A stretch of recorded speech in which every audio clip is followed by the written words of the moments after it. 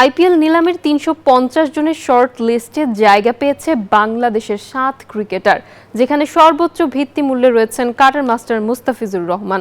তবে তালিকা থেকে বাদ পড়েছেন অলরাউন্ডার সাকিব আল হাসান।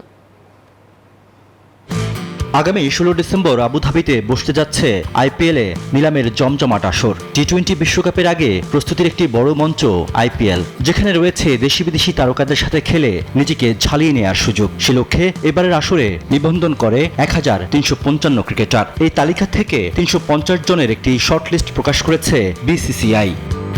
যুক্তরাষ্ট্রের ১ নম্বর জিম চেইন গোল্ড জিম এখন আবারও বাংলাদেশে। বসুন্ধরা আবাসিক এলাকা ও বসুন্ধরা সিটি শপিং মলে।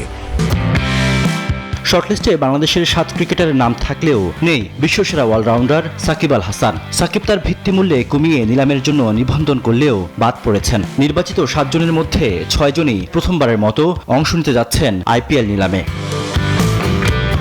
বাংলাদেশের হয়ে এবারের আসরে সর্বোচ্চ ভিত্তিমূল্যে রাখা হয়েছে মুস্তাফিজুর রহমানকে। ২ কোটির ভিত্তিমূল্যে তিনি অবস্থান করছেন ডেভিড মিলার, স্টিফেন স্মিথদের মতো তারকাদের সাথে। বাকি ৬ জনের মধ্যে ৫ জনই আছেন ৭৫ লাখ ভিত্তিরুপিতে। এই তালিকায় আছেন পেসার তাসকিন আহমেদ, তানজিম হাসান সাকিব, রিশাদ হোসেন, নাহিদ রানা ও শরীফুল ইসলাম। রাকিবুল ইসলাম আছেন ৩০ লাখ ভিত্তিরুপির তালিকায়।